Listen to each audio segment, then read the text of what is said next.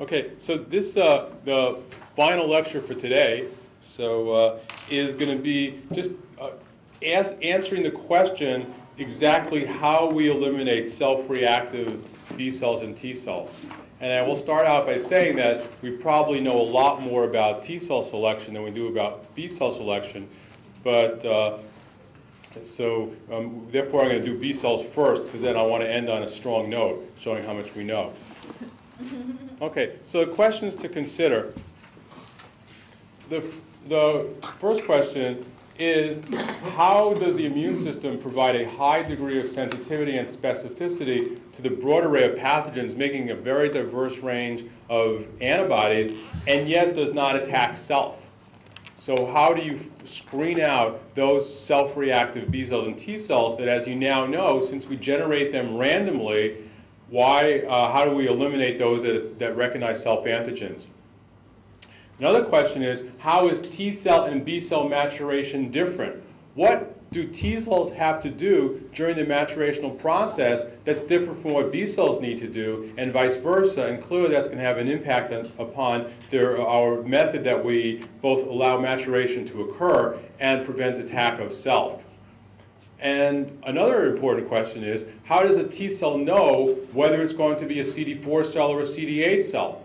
How is that decision made? Maybe the cell wants to intuitively be a killer cell, and yet we say, I'm sorry, you have to be a CD4 cell, or vice versa. They want to be a Boy Scout helper cell, but we say, I'm sorry, you're genetically fated to be this killer cell. How does that occur, and what is the basis for this differentiation process?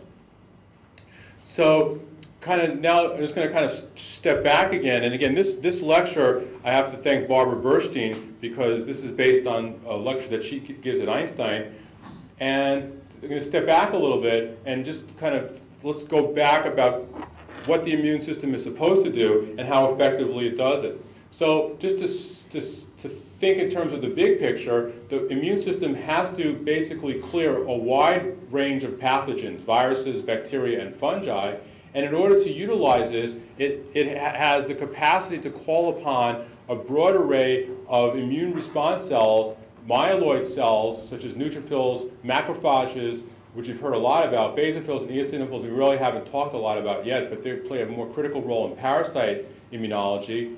And within the immune response, we could break it down into the innate immune response, which I discussed in the second lecture, which is mediated by mostly preformed both receptors and factors utilizing pathogen array receptors that recognize motifs that are common in pathogens that stay the same, as opposed to adaptive immunity being mediated by T cells and B cells that recognize a high range of antigens with high level of specificity. Now, the beauty of the innate immune system is you don't have to worry about self-reactivity, because all those pathogen motif receptors, they're recognizing motifs that are time-tested, pathogen-specific motifs. It's lived through X number of years of evolution, so you're not going to all of a sudden mutate your mannose receptor to start attacking self, because mannose is always going to be bacteria. We're not going to spontaneously start expressing glycan residues on our own cells that we have to worry about self-reactivity in the innate immune system.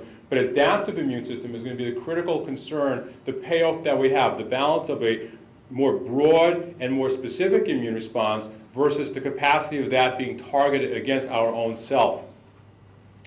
And the innate immune, again, as I had mentioned before, antigen nonspecific pathogen recognition receptors, they don't change, but they don't have the high level of specificity of the adaptive antigen immune specific immunity. The antigen recognition there is by B cells making antibodies. T cells is MHC restricted, and antigen presentation, again, is MHC restricted. Now, where do these cells come from? And again, some of this is review, but I'm sure this is like a secondary or tertiary response. Sometimes the more you hear things, the more it sticks. So where do these cells come from? Well, everything really comes from the bone marrow. That's the source of all our hematopoietic cells. Within the bone marrow, we have the pluripotent hematopoietic stem cells that can now differentiate into precursor cells. And one lineage are the lymphoid lineage. And this lymphoid lineage will differentiate into NK cells, T cells, and B cells. And these T cells and B cells form, again, the core of the adaptive immune response. there is also a myeloid lineage, which are myeloid precursor cells that can mature into monocytes, macrophages, osteoclasts, actually, which play a critical role in bone metabolism, and neutrophils, eosinophils, and basophils. Again, this is the backbone of the innate immune system. And in between, bridging this, are the dendritic cell lineage. And up until a few years ago, the dogma was that dendritic cells actually were only derived from myeloid cells, but it actually turns out that there are some dendritic cells that can be derived from lymphoid lineage. So they're kind of like the in-between lineage dendritic cells. But they also is appropriate because the dendritic cells are the bridge between the innate and the adaptive immunity. And if you recall, when there's an infection, you need to recruit the adaptive immune system. What cells that you use to do that are dendritic cells, because those dendritic cells, as Langerhans cells, are located in the skin. They pick up antigen, bring it into the lymph node, and use that to activate and recruit the B cell and T cell response. So this is truly the bridge between the innate and adaptive immunity, and it's actually kind of appropriate that dendritic cells can be derived both from the lymphoid lineage as well as by the myeloid lineages. There are differences in terms of function of these subpopulations of dendritic cells, but again, it's beyond the scope of the course to go into details how they specifically differ. Okay, is that clear, pretty straightforward? Okay, and this is kind of put it into greater detail. Again, pluripotent hematopoietic stem cell, the pluripotent progenitor, and again, the common lymphoid progenitor, B cells, T cells, NK cells, some dendritic cells can come from that. Common myeloid progenitor, all the myeloid lineage cells, and again, dendritic cells could come. And here again, the same concept, you have committed progenitors. These can only go in this differentiation pathway. A common myeloid progenitor cannot give you T cells and B cells. A common lymphoid progenitor cannot change its mind and give you myeloid cells, but the pluripotent hematopoietic progenitor can go in either direction. Now this is to again, you've seen this slide several times before. This is to, again, reiterate the process of B cell and T cell differentiation, and in terms of also the process of clonal deletion. So again, this is very easy to review. You have pluripotent hematopoietic stem cell. It undergoes a whole range of genetic rearrangements, and now you know what those rearrangements are.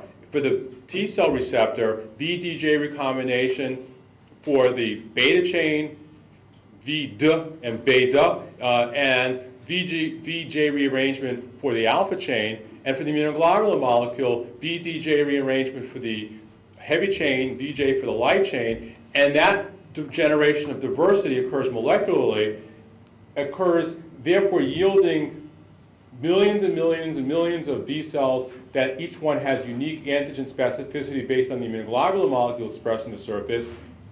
For the T cell, millions and millions, and the specificity is based on the T cell receptor it has on the surface. At this stage, what is the isotype, for example, of B cells that's expressed on the surface of B cells?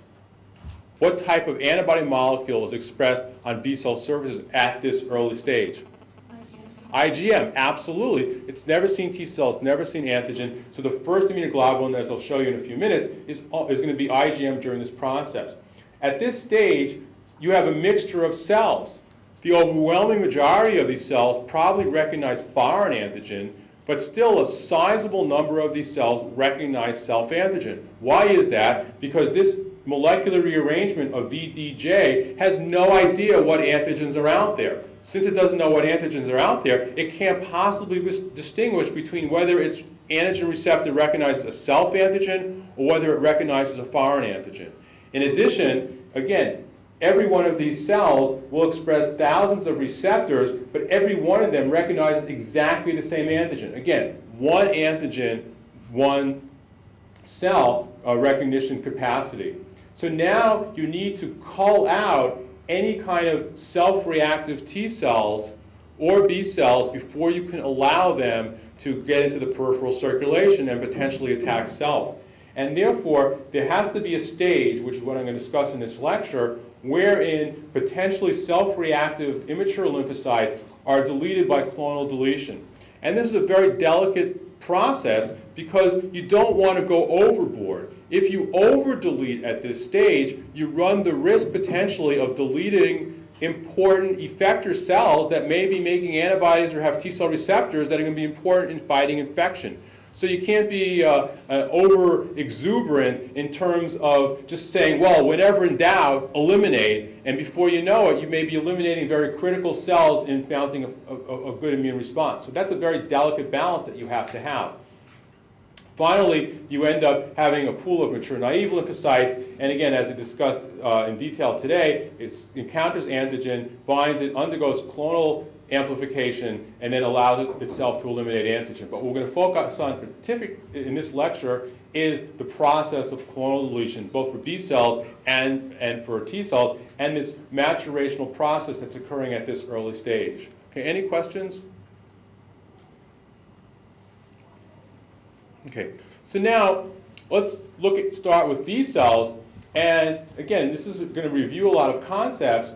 The B cell development that occurs in the bone marrow is where the B cell basically generates its immunoglobulin gene that it expresses on the surface. And as you know very well now, what's going on in the bone marrow, the first thing that has to happen is VDJ recombination. The immunoglobulin gene responsible for antigen specificity, the VDJ sequence, has to occur for the heavy chain and light chain in order to provide antigen specificity. That's step number one.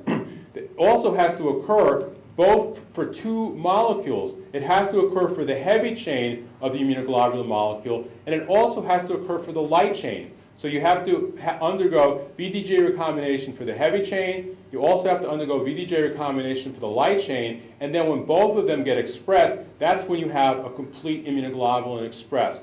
Now, in the bone marrow, the only two isotypes that can possibly be expressed, because there's no T-cell help or antigen presentation occurring, is going to be, as you said before, IgM and also IgD.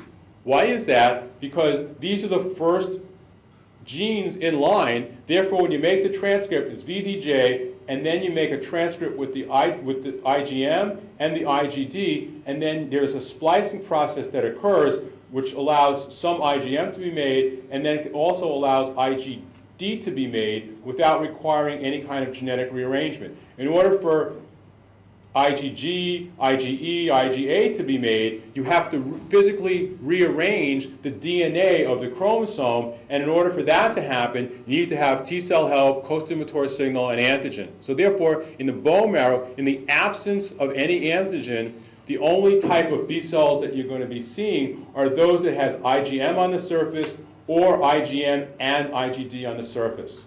Okay? Is that clear? Any questions? Now, the immune system is actually very, very tough. And it basically says to B cells, it's like standards. So there are a lot of students here, right? And you come here and you're told, you know, welcome to school. We'd love to have you here. We want you to be successful. But we have standards, right? You have tests. You have to pass the tests. If you don't pass the tests, well, I don't know, what do they do here? They let you keep going? It's like, well, okay, you know, you failed, but you know, that's fine. That's fine. You tried. What do they do?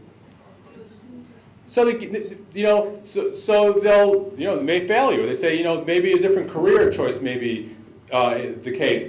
The immunoglobulin molecule is exactly the same way. B cells basically are told, you have a job to do. Your job is to make immunoglobulin. If you can't make immunoglobulin, you're not going to be very good as a B cell, obviously. So therefore, those cells are basically going to be allowed to pass away. But in addition, there's another important concept, which is that, as I said, one cell, one antigen. How many chromosomes do you have?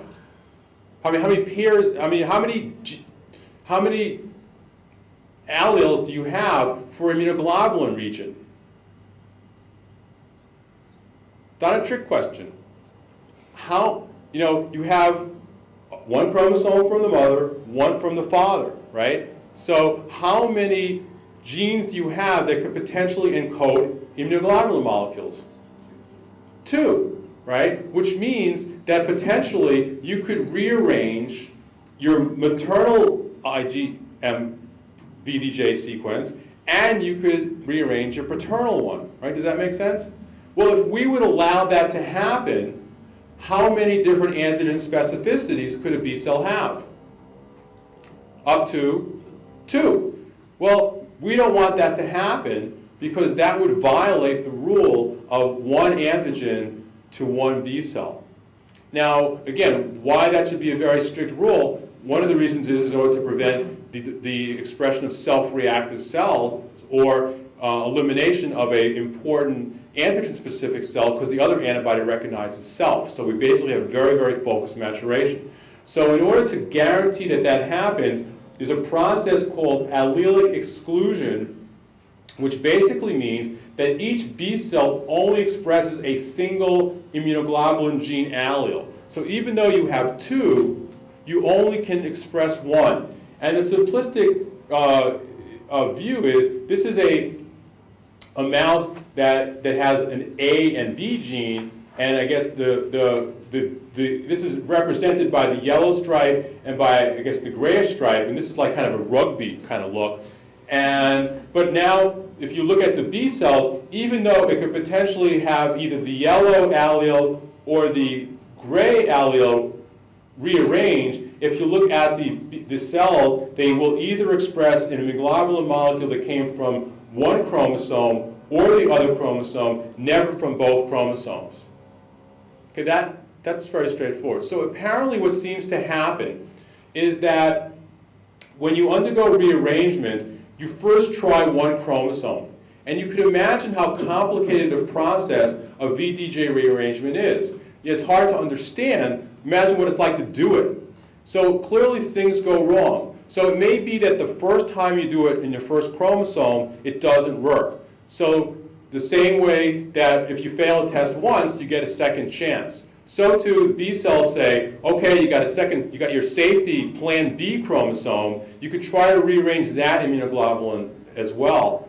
If you fail for the second one, that's it, you're out, but you could use the first one. But now, if you successfully rearrange for the first immunoglobulin molecule, it seems that factors are generated that shut off the rearrangement process so it won't happen on the second one. So then the way to think about it basically is you try to basically rearrange 1 chromosome. If it's successful, it stops and inhibits rearrangement of the second chromosome. If this first chromosome is not successfully rearranged, then you're allowed to rearrange your second chromosome, you get a second chance, and then you can express an immunoglobulin molecule. If both times fail, then the B cell basically is no longer allowed to continue to mature. Okay, is that clear?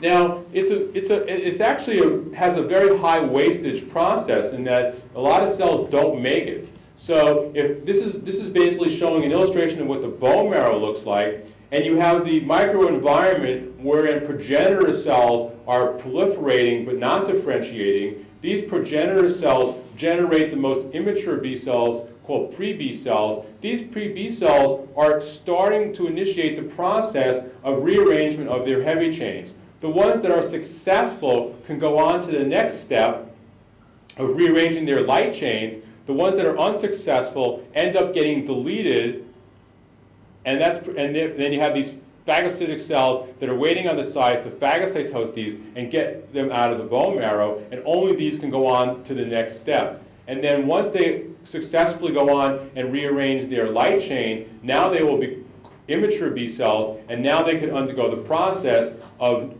eliminating any self-reactive B cells. So this is just showing at an anatomical level how this is stratified, so in specific locations, specific processes are going on. Okay, is that clear? So the first step in terms of the rearrangement is going to be to rearrange the heavy chain of the immunoglobulin molecule. And in this case, you have the VDJ region. The first step basically would be to have a rearrangement of the D and the J, and then And then following that, you have VDJ rearrangement. So again, at this early pro-B, these are the most immature B cells, there still is no functional protein expressed because this has not yet been associated with the V region. Only a DG recombination has occurred. But now, as it matures, it now makes the appropriate variable region rearrangement. So now you have the VDJ, full VDJ variable region. This can now form a transcript off of the constant region, and now you have expression of the appropriately rearranged heavy chain that recognizes whatever antigen specificity is encoded in this particular VDJ sequence. However, it has not yet rearranged the light chain. So since it hasn't rearranged this light chain, theoretically, a heavy chain alone can't do anything.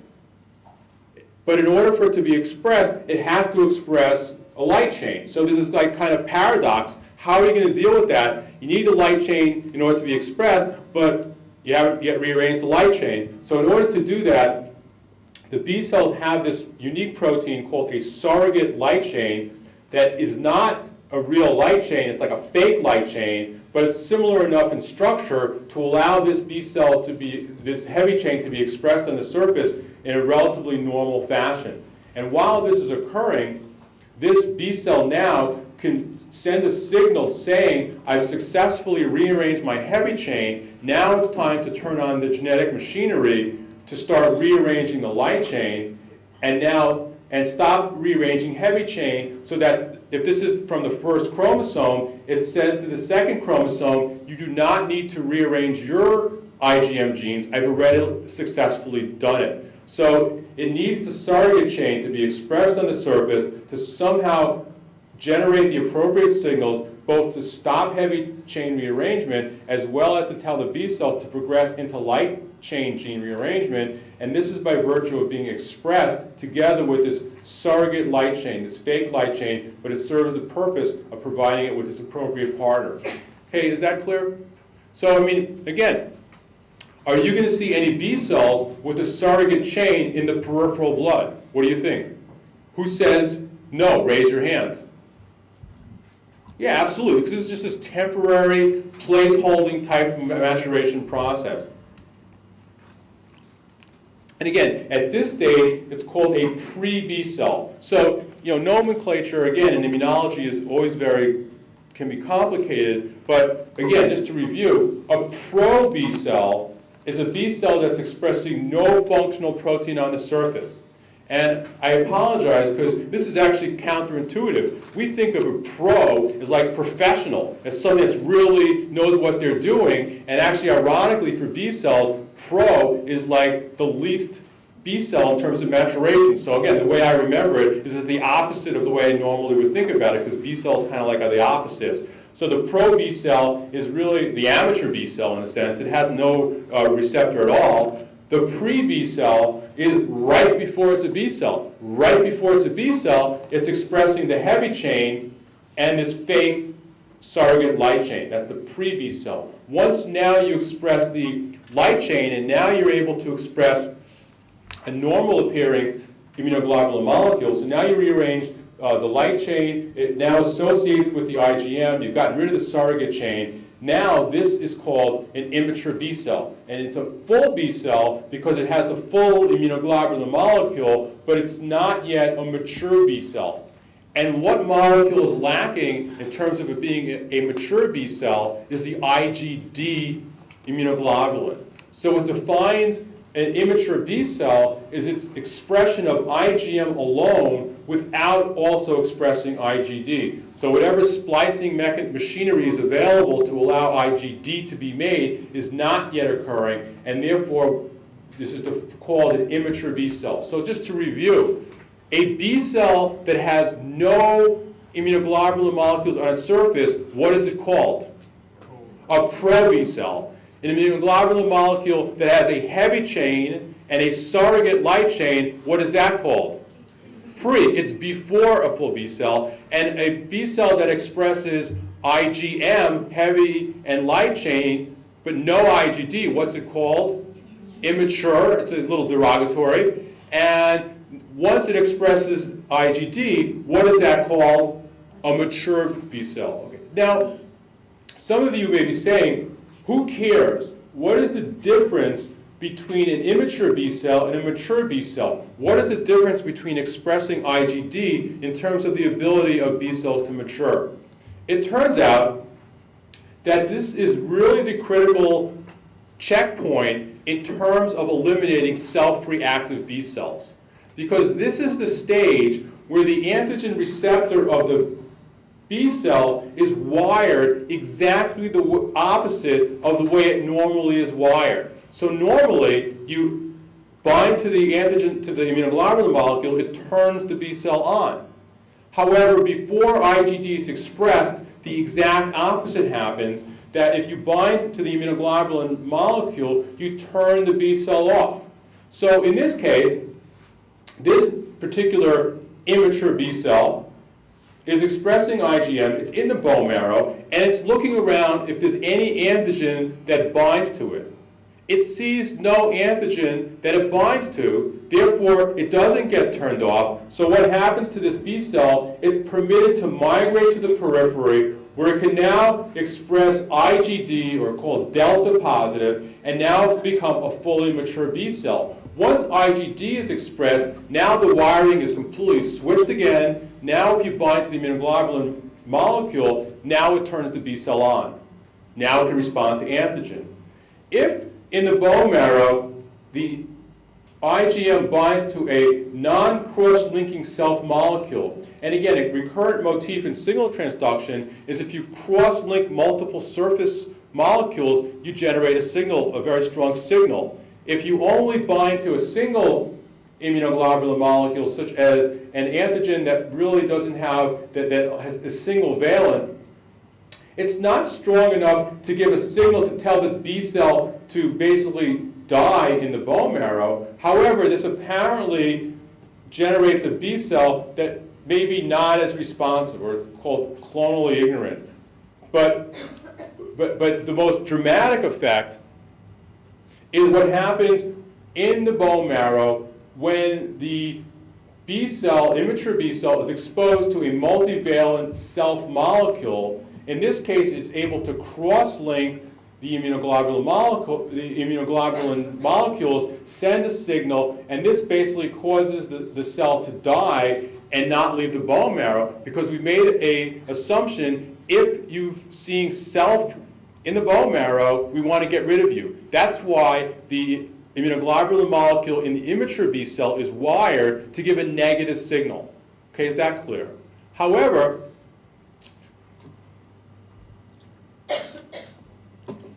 the B cells want to provide a second chance.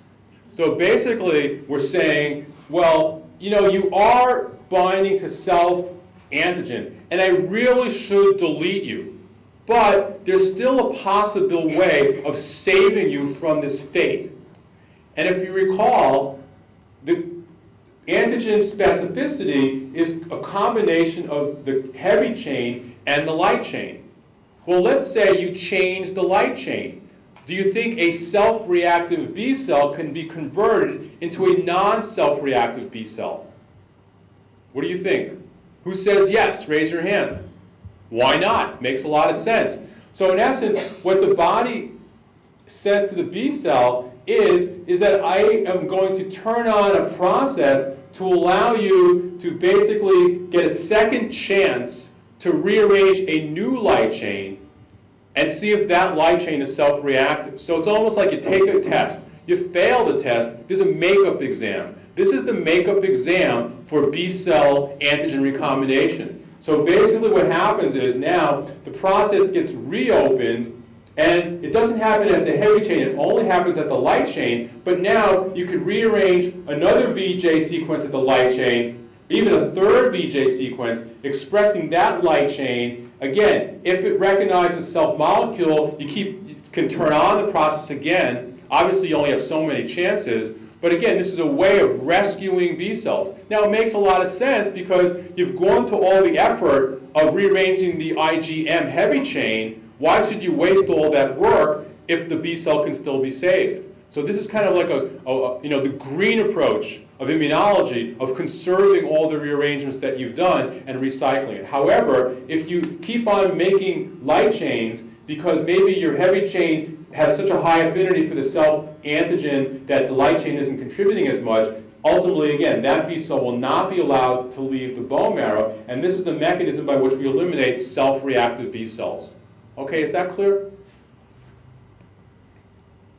And again, as I said, some B cells become anergic, where if they interact with self-reactive molecules in the bone marrow, but they're not light cross-linking a sufficient number of immunoglobulin molecules, the cell itself doesn't die, it migrates to the periphery and actually becomes an anergic B cell. So it functionally becomes inactive, and therefore, even though it may be self-reactive, it won't make antibody, and therefore it won't cause any kind of autoimmune diseases. Okay, so now, just to kind of put the big picture of B cell maturation, once the B cells require certain growth factors, bind to a receptor, undergo signaling, and then tissue-specific transcription factors are present that are required for B cell maturation to occur. And again, clearly I don't expect you to memorize what they are, but just to make you aware, the very immature multipotent progenitors use a growth factor called FLT3, and people who are doing research may be familiar with FLT3 because that's the growth factor we use, one of them for growing progenitor cells. And then as it matures into the common lymphoid progenitor, it now expresses the interleukin-7 receptor, which uses these particular transcription factors, PU.1 and E2A. As it matures further and becomes a specified B lineage cell, it utilizes an EBF, a new transcription factor. And then as it matures further to a pro-B cell, now, before it expresses IgM, it uses growth factor PAX5. So you can actually determine the maturational state of a B cell by looking at what transcription factor is expressing at any given time. And this is just showing the temporal time frame in terms of the specific stage of maturation and what particular proteins and growth factors are being made. The one I just highlighted here is called BTK, B cell tyrosine kinase, or Bruton's tyrosine kinase. And the reason this is important is that there's a disease called agammaglobulinemia, where individuals that have a mutation in this BTK lack the ability to make any kind of immunoglobulin, which makes sense because this plays a critical role in this whole early pro-B cell IgM heavy chain, and as well as light chain differentiation. If this can't happen, you won't make any functional B cells. And patients with agammaglobulinemia, as I'll discuss in the immunodeficiency lecture, this is the specific defect that they have. Okay, any questions? So just to kind of put things together, after the B cells leave the bone marrow, again, in the bone marrow, the immunoglobulin immunoglobulin molecule is wired, so if it binds to something it recognizes, it gets turned off, either killed or allowed a second chance of light chain rearrangement. This is where you basically eliminate any self-reactive B cells. In addition, there can be some peripheral tolerance, and some B cells can't enter lymphoid follicles. If the B cell does not get into a lymphoid follicle within a few days, it basically will die. However, if it gets into the lymphoid follicle, then it has the capacity to circulate, waiting for antigen to be exposed to it to cause it to be activated, and this can last for several weeks. If it does come in contact with antigen, then it will obviously proliferate and then go on to become, some of them to memory B cells, class switch, et cetera, as we discussed earlier today. And again, I'll be discussing this process tomorrow when I discuss the activation steps. Okay, so that's it for B cells. Any questions? Yeah? My understanding is that everybody has a degree of autoantibodies that are around anyway. So somehow this process allows for some autoantibodies to be generated. It's an excellent point. This process does allow autoantibodies to be generated. What isotype do you predict those autoantibodies would be? IgM, because the only way you're going to be getting IgG autoantibodies if there's another T cell out there that's also autoreactive that can now cause that B cell to class switch. Because of the fact that IgM is low affinity and most of our self-antigens are univalent, Therefore, the IgM is there, but it really probably doesn't do much. In addition, as I mentioned earlier, IgM doesn't get into the interstitial tissue very, very efficiently. Another reason why it'll probably be sequestered away from most of the potential exposure. So it's actually, you're 100% correct. There may be IgM-specific autoantibodies, but one of the checks that we have in the system is requiring T cell help to class switch to IgG. Only IgG antibodies really going to get you into trouble. Okay? Now we'll discuss T cell maturation, and this is basically a picture of a transparent kid that. So this is an artist's rendition of using Photoshop, I guess. Actually, this is pre-Photoshop because it's in Life magazine, of a thymus inside of a baby. And one thing that all pediatricians know is that babies have huge thymuses because pretty much the overwhelming majority of T cell maturation occurs in the first years of life. As we get older, pretty much we've slowed down our T cell maturation and our thymuses shrink very, very dramatically. This is a slide showing the histology of what a thymus looks like, and basically consists of the cortical region, which are tightly packed because there's a tremendous amount of cellular proliferation occurring, and the medullary region, which is a little less densely packed. And again, the classic Hassel's corpuscle that is associated with thymic tissue. If you remember histology, that was always when you looked at a slide, that was what you had to hone in on to know you were looking at a thymus.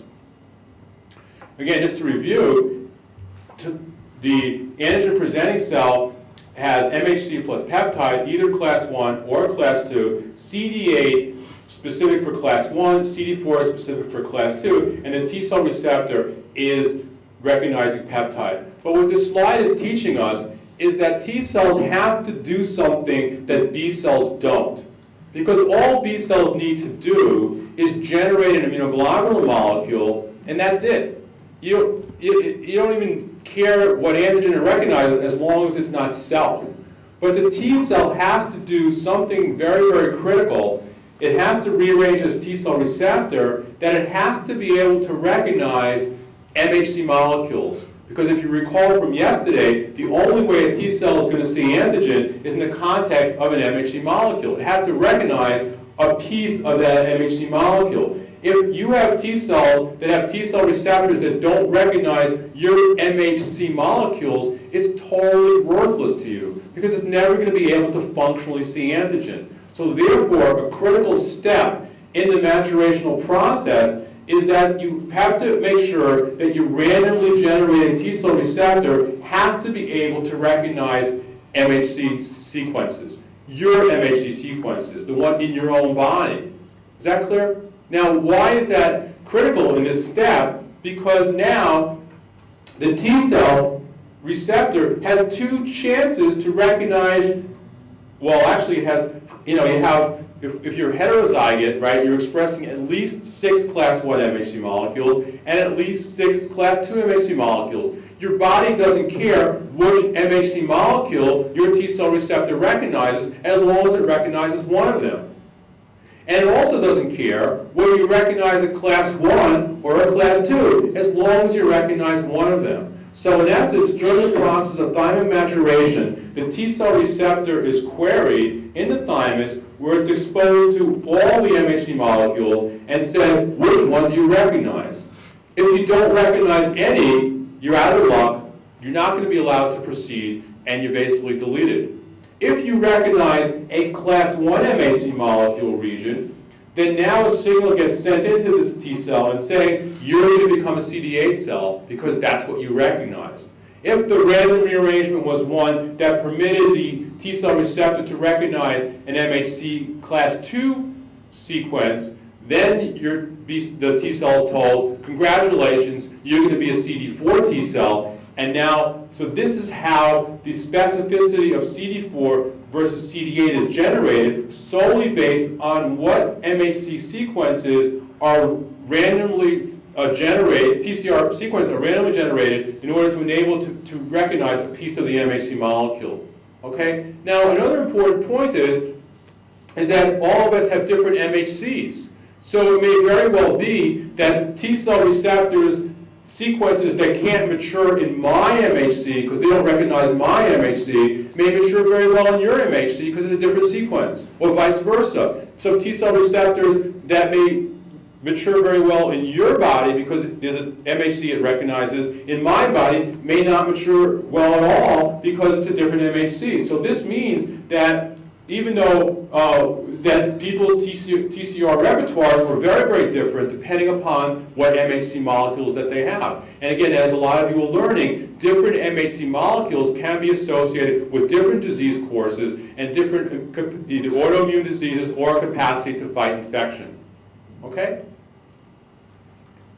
So the job of the thymocyte of T cell maturation is twofold. First, as I said just now, it's called positive selection. This is something B cells don't have to undergo. It has to undergo the ability to recognize one of at least these 6 MHC molecules that you have in your body, either class 1 or class 2. If you fail positive selection, you basically fail being a functioning T cell and you get deleted. But even if you've been proud enough now to pass MHC recognition, if your T cell receptor turns out to recognize self-antigen, that, as in the B cell maturation, is also considered a lethal event that the T cell is eliminated. Okay. Well, you can imagine that, again, the wastage rate in T cells is very high, and the estimate is only 10% or less of thymocytes actually end up successfully passing both positive selection and negative selection and leaving the thymus. So if we look upon this now at the same way with the B cells in terms of what's happening to the rearrangement of the immunoglobulin molecules, broadly, thymocytes are divided into 3 different groups. Double negative, and this refers to expression of CD4 and CD8. So if a thymocyte does not express CD4 or CD8, it's called double negative. The next stage, broadly, is called double positive. These are thymocytes that express both CD4 and CD8. Well, why do you think the thymocyte is expressing both CD4 and CD8 at this stage? It hasn't been positively selected. Exactly. It hasn't been positively selected yet. We don't know what T cell receptor MHC specificity is going to be. It could be class 1 MHC, it could be class 2 MHC. So therefore, it has the option to go either way. The T cell receptor undergoes positive selection, and if it recognizes a class 2 MHC molecule, then it turns off the CD8 and becomes single positive CD4. If the T cell receptor recognizes a class 1 MHC molecule, it turns off CD4 and becomes a single positive CD8, and then now is ready to undergo negative selection to see if it recognizes self-peptide. So again, the double positive stage is where positive selection is going to occur to determine what CD4 or CD8 it is and whether it's able to recognize antigen. So now, if we look at genetic rearrangement, the double negative T cell is the point where the T cell receptor is being generated. And again, here's the same kind of steps. You have an alpha chain, you have a beta chain, you undergo the DJ beta is the first step, then VDJ beta, and then after the beta chain rearranges here, there's actually expression of kind of like a surrogate alpha chain, and now during this double positive differentiation, the alpha chain rearranges, and now you have a fully functional T cell receptor during this double positive phase that can now determine what MHC molecule it's able to bind to and recognize. Okay, is that clear? So clearly then, if you're looking at a thymus, now this is divided, the double negative stage is divided into 4 different stages in terms of expression of CD25 is the IL-2 receptor beta chain. Stage 1, stage 2, stage 3, now you express this pTCR, and then stage 4 you undergo proliferation, and then in the double positive phase you can start having full TCR as well as positive selection.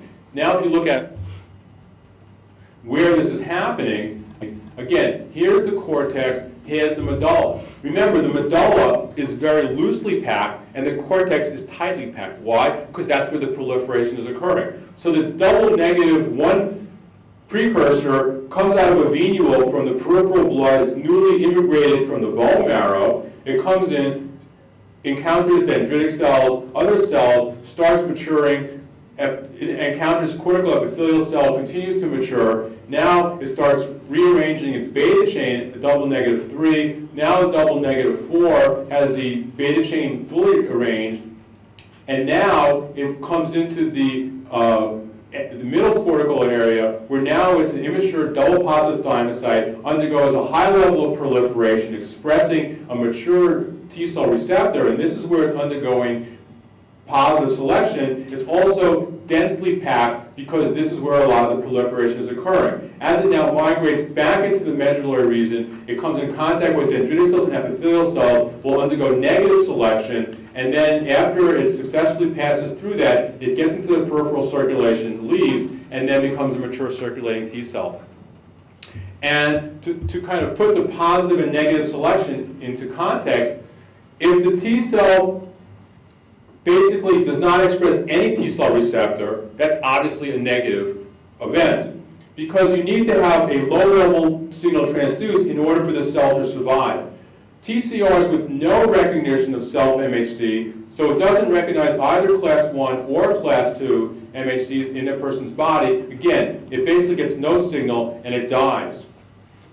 So that's basically, if it has weak recognition of self-MHC plus peptide, which means that the TCR is recognizing the self-MHC region but not recognizing the peptide. It undergoes positive selection and then survives, and now it's able to now pass on into negative selection to say, is the TCR recognizing any self-peptide? If it recognizes strongly self-MHC plus self-peptide, it also is stimulated to die. Again, just like the B cell, the TCR is wired that a signal, a strong signal, is a negative factor. As it matures and leaves the thymus, it rewires the T cell receptor that now becomes the positive signal it is in the periphery when it encounters antigen.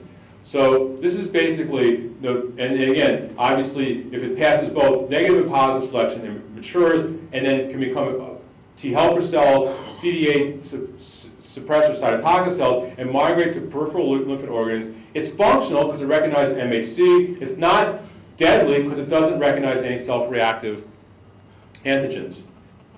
Okay, and again, basically T cell development, alpha beta T cells, CD4, CD8. I'm not going to go into delta gamma. And also there's a subpopulation of T cells some of you are familiar with called regulatory T cells. And I'm going to discuss that a little bit in detail in a later lecture, so I'm not going to talk about it much now. But sometimes things can go wrong, and if there's a syndrome called velocardiac facial syndrome, as well as DeGeorge syndrome, some of you may have seen that. They lack a thymus, therefore have no T cells. There's also mutation of the common gamma chain receptor of interleukin 2, which has basically skid development. Some individuals lack class 1 MHC. I mentioned some people lack TAP, for example. They won't have CD8s. If you lack class 2 MHCs, you have no CD4 expression. And one that I want to talk about a little bit now is called ARI. And a question that some of you may be thinking about is, in order for you to delete T cells that are self-reactive, you have to see all the self-proteins and peptides, right? Well, how is the thymus going to have all the possible proteins that you're going to have in your body? I mean, there's no myosin in the thymus, there's no muscle in the thymus, so how is it possible, therefore? At best, you're only going to be exposed to thymic proteins. Well, when you leave the thymus and you get into the periphery, you're going to see all these other proteins you've never seen, and you haven't been screened against them, and theoretically, you should now recognize them, and you should start attacking them. That doesn't happen. And this was really a major question of how thymus maturation can do that. How could it delete T cells that recognize proteins that are not normally made in the thymus?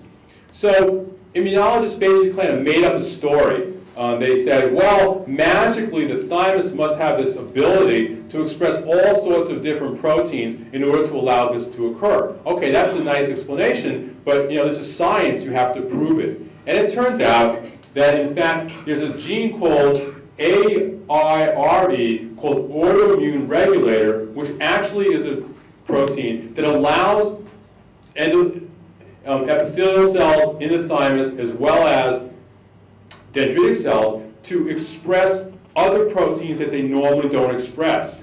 And again, you have to realize that cells in the thymus have the entire genome. They have all the entire chromosome that every cell in the body has. The reason that you have cellular specific protein expression is because of molecular regulatory events such as, for example, methylation of promoter regions or genes to turn them off. But theoretically, every cell in the body, as we now know, can be reprogrammed and made into a stem cell. You could take a skin cell now, treat it with the appropriate growth factors, and convert it into a pluripotent stem cells to have it make all the genes possible. So what AIRE does is AIRE takes those cells in the thymus that are involved in the negative selection, permits them to express genes that they normally would not express at very low levels, but at enough of a level to allow peptides derived from those other proteins from the body, muscle proteins, cardiac proteins, et cetera, to be expressed at high enough levels to allow T cells to see them and therefore to undergo negative selection.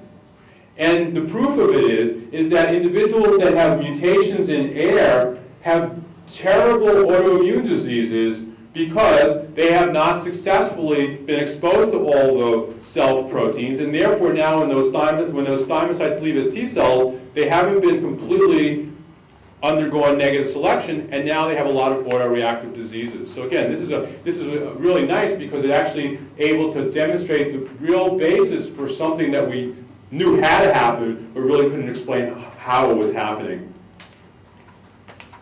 And regulatory T cells are also generated in the thymus. They're characterized by their expression of the interleukin-2 beta receptor as well as the FOXP3 transcription factor. And again, I'll be discussing this in a little bit more detail in a subsequent lecture. But again, just to make you realize that individuals that lack FOXP3 lack Tregs. The Tregs function as the suppressor cells to kind of damp down the immune response. If you lack them, they have dysregulation of their immune system and a significant amount of autoimmune disorders because you have an unchecked immune response. And also, just to kind of conclude, is that if T cells sometimes develop malignancies, and they can develop malignancies at any different stage of the maturational process. So developing T cells can become malignant at the stage that they're lymphoid progenitor cells, and this then would give you chronic acute lymphoblastic leukemia. Thymic stroma cells can form thymomas, and much more commonly, more mature thymocytes can form acute lymphoblastic leukemia. And again, this is very important because there are unique cell surface markers associated, and individuals that take care of patients with leukemia routinely phenotype what the leukemia is in terms of the T cell maturational stage, and that has very important implications in terms of staging, in terms of prognosis, and in terms of therapy. So again, this is, the hematologists that take care of patients with cancer actually have a very good understanding of the T cell maturational pathway. Similarly, B cells also could undergo malignant transformation at different stages. So for example, there's a kind of leukemia called pre-B cell leukemia, where it affects the B cell stage, the pre-B cell, where you're only expressing the heavy chain receptor. Acute lymphoblastic leukemia is the same as that's shown here, is affecting the lymphoid progenitor before it's become either a T cell or a B cell. And so basically, that's just to make you aware that malignancies you'll hear described based on what stage in the maturational process the malignancy occurred and the proliferation occurs. So basically, I just want to end by saying that the job of the immune system, B cells and T cells, to develop a primary immune repertoire. The primary location for that in terms of the maturation and elimination of autoreactive B cells and T cells, for B cells in the bone marrow, T cells in the thymus, And these are the antigen-specific binding for B cells, the immunoglobulin molecule for the T cell receptor plus CD4 and CD8. And again, either they survive or they undergo apoptosis. And the goal is that you don't want to be too strict, because if you're too strict, you can end up with a weaker immune response. On the other hand, you have to be strict enough to eliminate all self-reactive cells and therefore to avoid autoimmunity. And clearly, you can't have too robust proliferation in these tissues because you want to avoid malignant transformation. So basically, so how does the immune system provide a high degree of sensitivity and specificity? Again, by undergoing the VGJ recombination and proliferation. How are T cell, B cell maturation different? Well, clearly B cells use immunoglobulin molecule as receptor. T cells use T cell receptor. But in addition, the T cell has to undergo another step. It has to determine whether its T cell receptor recognizes self-MHC, either class 1 or class 2, and that determines whether, and how does the T cell know whether to be a CD4 or a CD8? Because if when it undergoes the positive selection, its TCR recognizes an MHC class 2 domain, it becomes CD4. If its TCR randomly generated now recognizes MHC class 1, now it becomes a CD8 positive T cell. And that's it. Okay, again, thank you very much for your attention. And let's see, we have 8 lectures down, and we have 6 more to go. So we're past the halfway point. Thanks a lot. See you tomorrow.